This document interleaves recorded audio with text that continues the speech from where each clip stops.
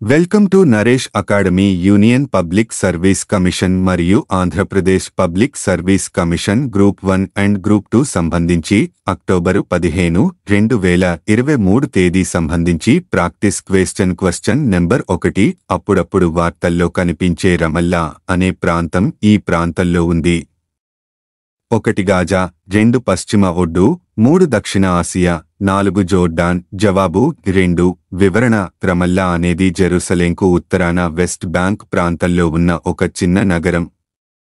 ఇది పాలస్తీనా పరిపాలన యొక్క వాస్తవ రాజధాని నగరంగా పనిచేసింది. Question number 2. జీపీయూ క్లస్టర్ల సమస్యకు సంబంధించి కింది స్టేట్మెంట్లలో ఏదీ సరికాదు.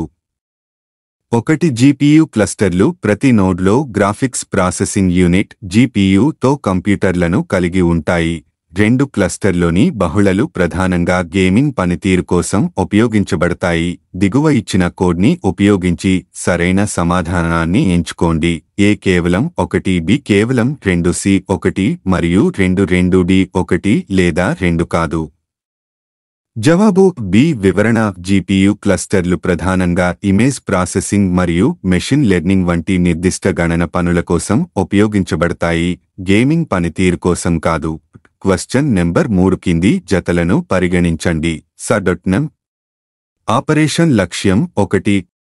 కావేరి ఉక్రెయిన్ నుండి భారతీయుల తరలింపు. 2. గంగ సూడాన్ నుండి భారతీయుల తరలింపు. 3. అజయ్ సంఘర్షణతో బాధపడుతున్న ఇజ్రాయెల్ నుండి భారతీయుల తరలింపు. పైన ఇవ్వబడిన ఎన్ని జతలు సరిగ్గా సరిపోలాయి? 1. ఒకే ఒక జత. 2 జతల మాత్రమే. 3 జతల జంటలు ఏవీ లేవు. సమాధానాలను తనిఖీ చేయండి. జవాబు ఏ. వివరణ: ఇజ్రాయెల్ నుండి తన పౌరులను తరలించడానికి భారతదేశం ఆపరేషన్ అజయ్ ప్రారంభించింది.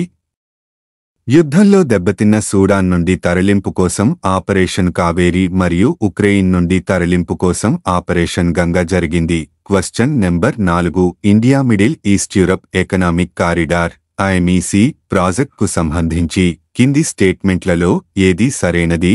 1. న్యూఢిల్లీలో జరిగిన G20 సమ్మిట్లో ఐఎంఈసి ప్రాజెక్టుపై సంతకం చేశారు.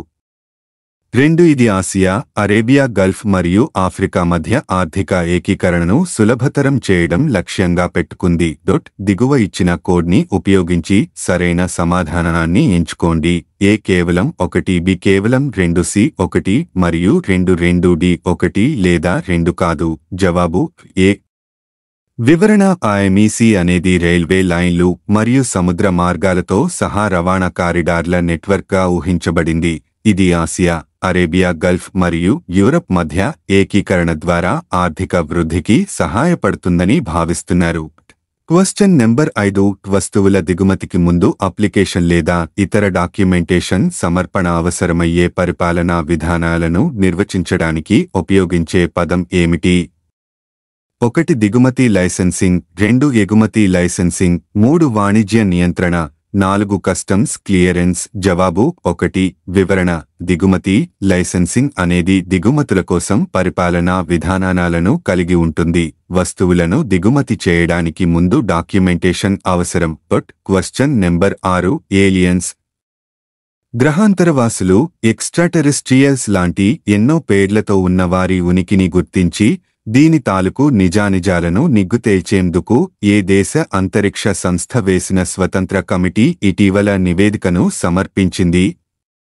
జవాబు అమెరికా అంతరిక్ష పరిశోధన సంస్థ నాసా. వివరణ: ఏడాదిపాటు అన్ని కోణాల్లో పరిశోధన చేసిన ఈ కమిటీ 33 పేజీల నివేదికను సమర్పించింది. అయితే ఏలియన్స్ లేదా అవి ప్రయాణించే సాసర్లు ఉన్నాయా లేదా అనే విషయాన్ని ఈ కమిటీ నివేదిక ఎటూ తేల్చలేదు. Question number 7. ఆంధ్రప్రదేశ్లోని ఏ ప్రాంతాలకు చెందిన గొర్రె జాతులకు ఎట్టకేలకు national bureau of animal genetic resources NBAGR గుర్తింపు లభించింది? జవాబు నాగావళి, మాచర్ల. వివరణ: దేశంలో 200కు పైగా గొర్రె జాతులను ఇప్పటివరకు అధికారికంగా గుర్తించారు. ఏపీలోని వివిధ ప్రాంతాల్లోని గొర్రెల్లో జన్యు వైవిధ్యం ఉన్నప్పటికీ ఇప్పటివరకు కేవలం నెల్లూరు జాతి గొర్రెలకు మాత్రమే గుర్తింపు లభించింది. Question number 8. రైలు ప్రమాదాల్లో ఎవరైనా ప్రాణాలు కోల్పోయినా గాయపడిన ఇచ్చే పరిహారాన్ని ఎన్ని రెట్లు పెంచుతూ తాజాగా రైల్వే బోర్డు నిర్ణయం తీసుకుంది? జవాబు: ఈ 10 రెట్లు. ఈ మొత్తాలను చివరిసారిగా 2013లో పెంచారు. రైళ్లలో కాపలాదారులు ఉన్న లెవెల్ క్రాసింగ్ గేట్ల వద్ద జరిగే ప్రమాదాలకు ఇది వర్తిస్తుంది.